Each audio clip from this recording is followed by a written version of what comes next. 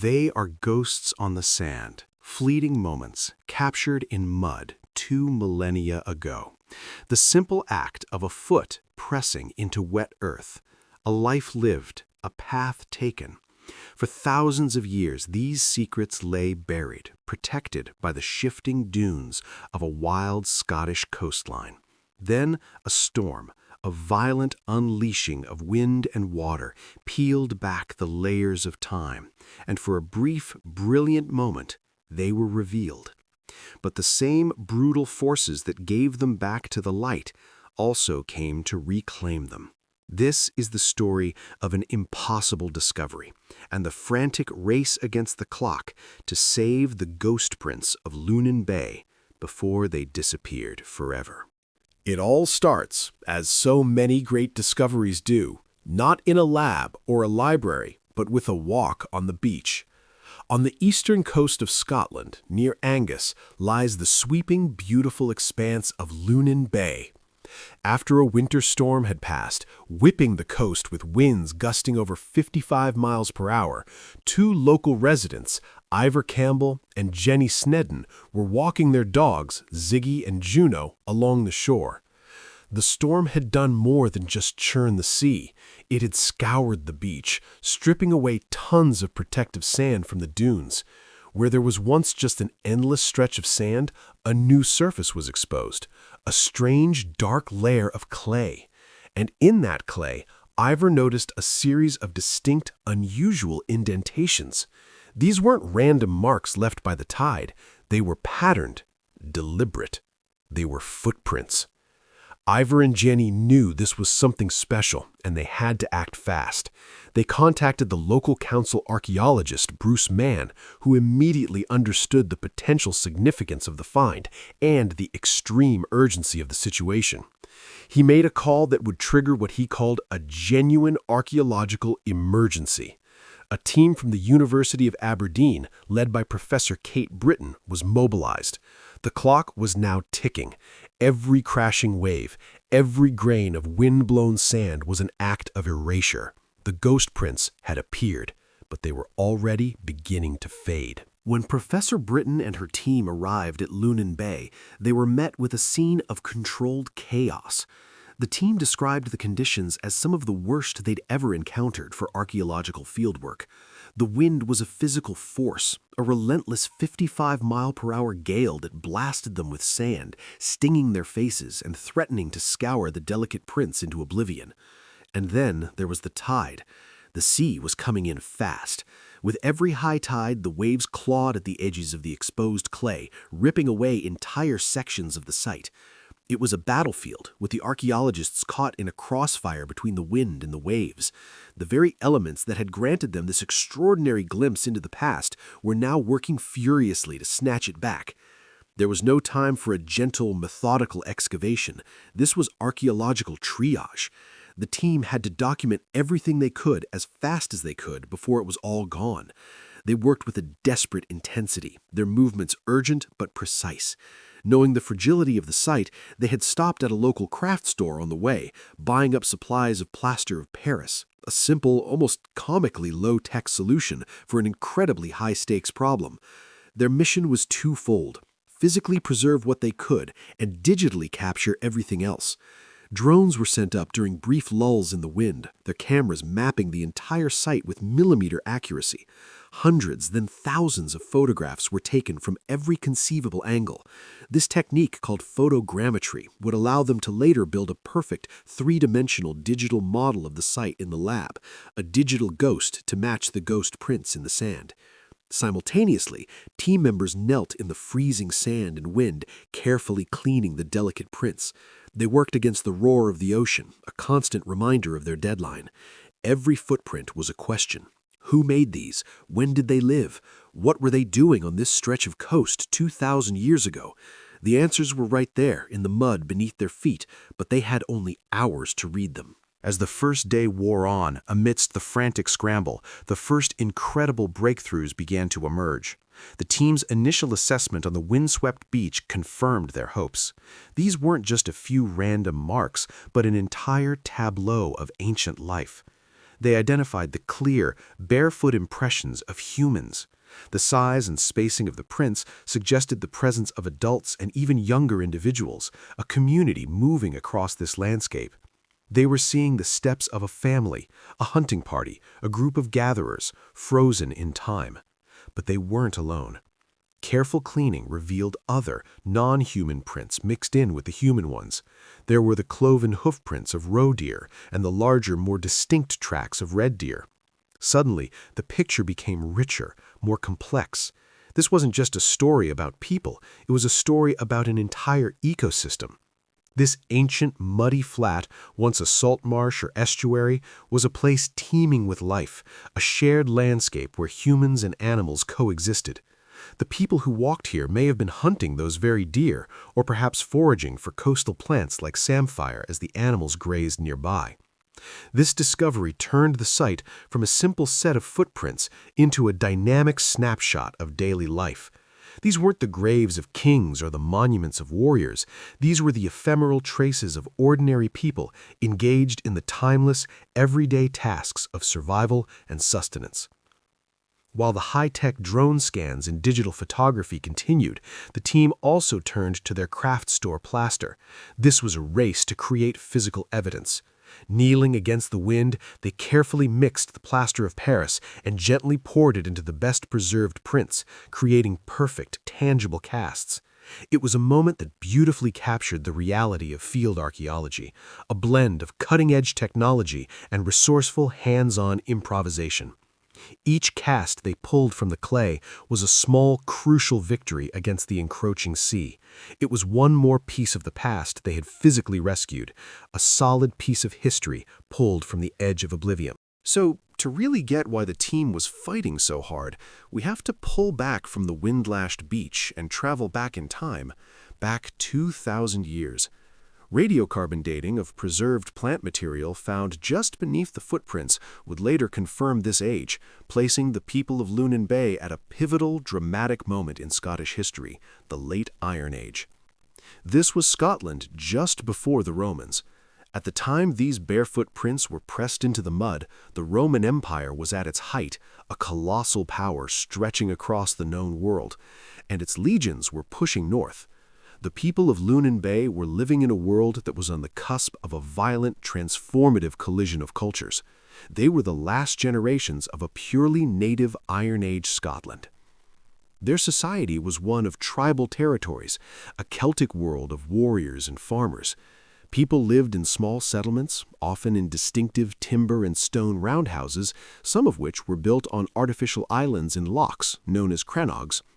They farmed, raised cattle and sheep, and supplemented their diet by hunting and foraging in landscapes just like the one at Lunan Bay. But this world was about to be irrevocably changed. Soon the Roman military machine would arrive in force. Around 142 AD, the Emperor Antoninus Pius would order the construction of the Antonine Wall, a massive turf and stone barrier stretching across Scotland's central belt, marking the northernmost frontier of their vast empire. Roman forts sprang up across the landscape, garrisoned by a diverse mix of soldiers from across the empire. The arrival of this globalized military force would have been a profound shock. The people who left their footprints at Lunan Bay would have had no knowledge of the centuries of conflict and cultural change that were to come. They were not yet the people the Romans would call the Picts. They were simply living their lives, walking barefoot across a muddy estuary, unaware that they stood on the precipice of history.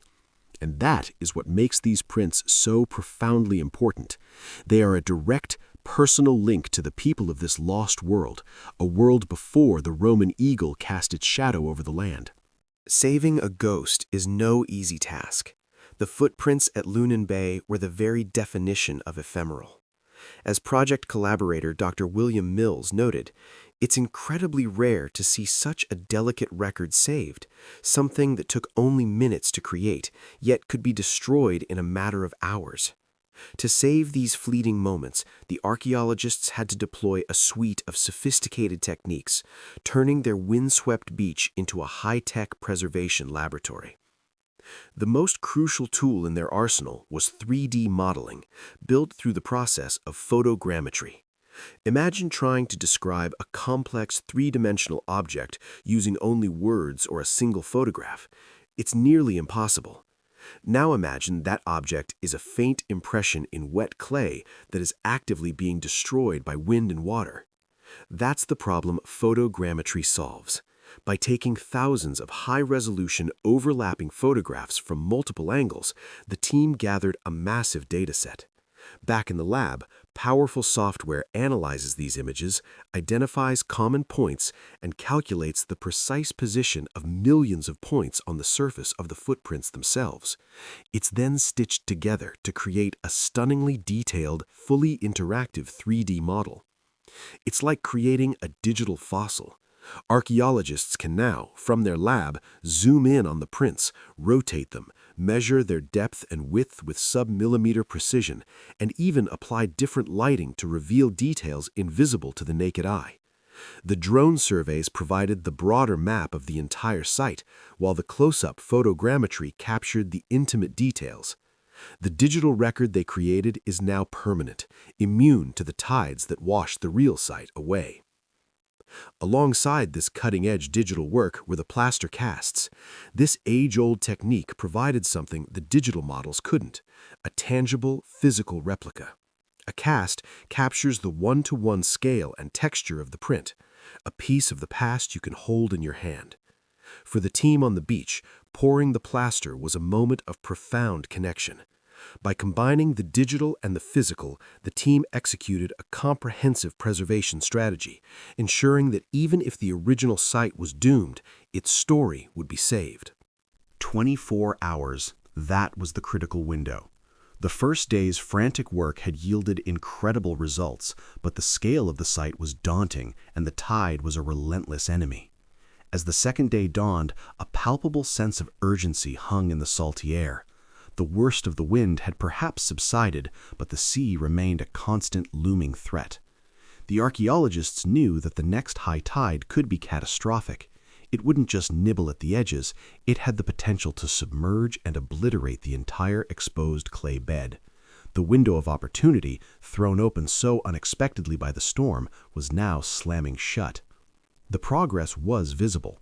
Sections of the site were dotted with the white circles of newly made plaster casts, and the photographers had systematically worked their way across large areas. The drone had successfully completed its mapping flights, but vast patches of the dark clay remained undocumented, each one holding countless impressions, a complex tapestry of human and animal movement that was still unread. Every footprint told a story. The splay of toes in the mud could speak to the weight of an individual. The length of a stride could hint at whether they were walking casually or running. The overlap of human and animal prints could suggest pursuit or simply a shared path. Losing any of these details meant losing a piece of the narrative. The team was exhausted, running on adrenaline and a shared sense of purpose.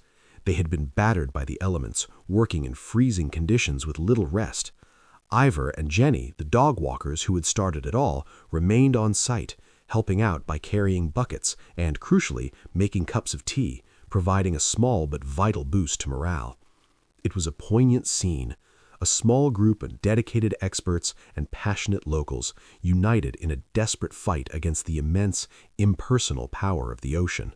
They were fighting for ghosts, for the faint whispers of a long-dead past, and they all knew the final, most desperate hours of that fight were now upon them.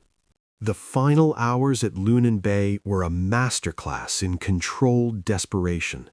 The tension on the beach was electric. The rhythmic crash of the waves was no longer just background noise. It was the ticking of a doomsday clock. The sea was visibly closer, its white-capped fingers creeping further up the beach with every surge. All pretense of a normal archaeological pace was gone.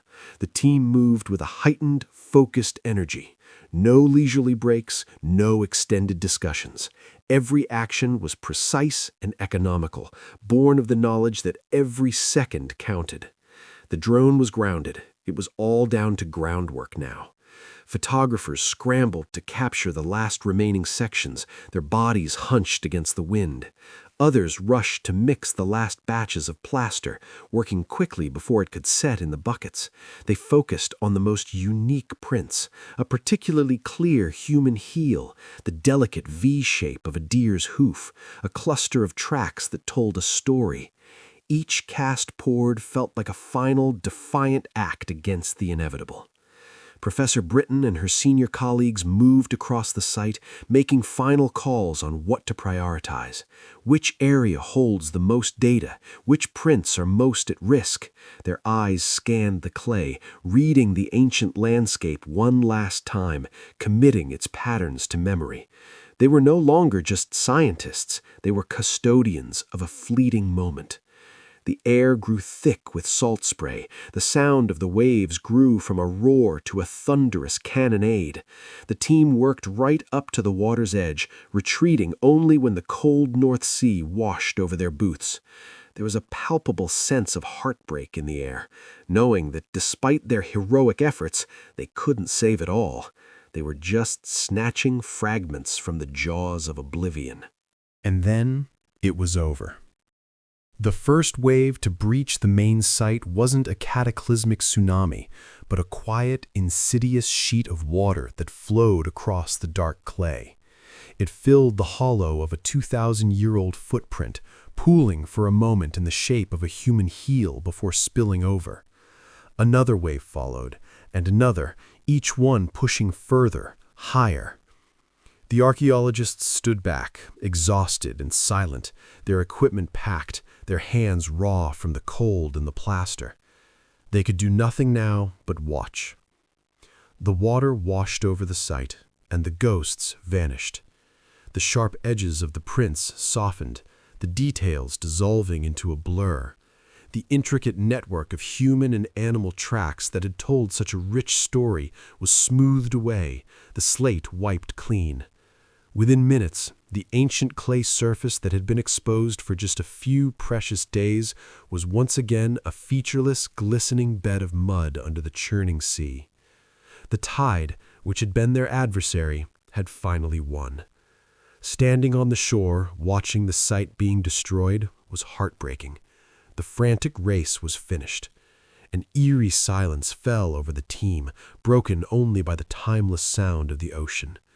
The ghost prints of Lunan Bay were gone. The water took the beach, but it could not take the data.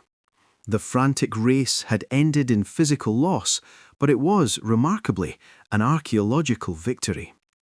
Back in the University of Aberdeen labs, far from the Lunan Bay surf, the true extent of what was saved began to come to light. The thousands of photographs were fed into computers, and slowly, miraculously, the ghost prints began to reappear. On screen, the 3D models emerged until the entire site was resurrected in breathtaking digital detail.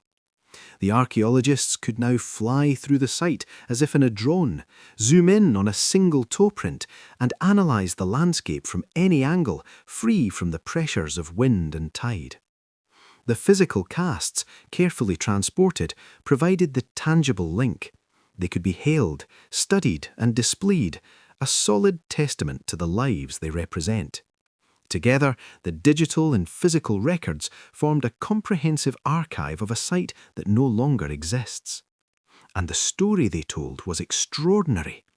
As Professor Gordon Noble remarked, it's incredibly exciting to think these prints were made by people around the time of the Roman invasions of Scotland and in the centuries leading up to the emergence of the Picts. They are a window into the lives of the ancestors of a people who would define early Scottish history. They weren't Picts yet, but their descendants would become them. The prints connect us not to kings or great events, but to the quiet, anonymous continuity of human life. The story of Lunan Bay is more than just a single dramatic discovery. It's a powerful warning. All around the world, our coastlines are eroding at an accelerating rate. Buried within these coastlines is an immeasurable wealth of archaeological evidence, settlements, shipwrecks, and fragile sites just like Lunan Bay. This discovery was the first of its kind in Scotland, though similar footprint sites have been found and lost in England. It proves that Scotland's coasts hold incredible, delicate secrets. The paradox is that the very forces of erosion that are destroying these sites are also the forces that reveal them. This creates incredibly narrow windows of opportunity. Without the quick thinking of Ivor Campbell and Jenny Snedden, the ghost prints would have vanished without anyone ever knowing they were there. It's a powerful reminder that some of the most important discoveries begin with the public. The frantic effort to save the ghost prints of Lunan Bay is a testament to the dedication of archaeologists and the importance of public vigilance. It shows us that history isn't just in books, it's written in the land itself, and sometimes it's as fragile as a footprint in the sand. The team's work ensured that even though the tide won the battle for the beach, the story of the people who walked there 2,000 years ago has been saved for generations to come. What other secrets do you think are buried beneath our coastlines, just waiting for the right storm to reveal them? Let us know your thoughts in the comments below. If you found this story of discovery and desperation as fascinating as we did, please give this video a like and subscribe for more journeys into the past. Click the notification bell so you never miss an update. Until next time, keep searching.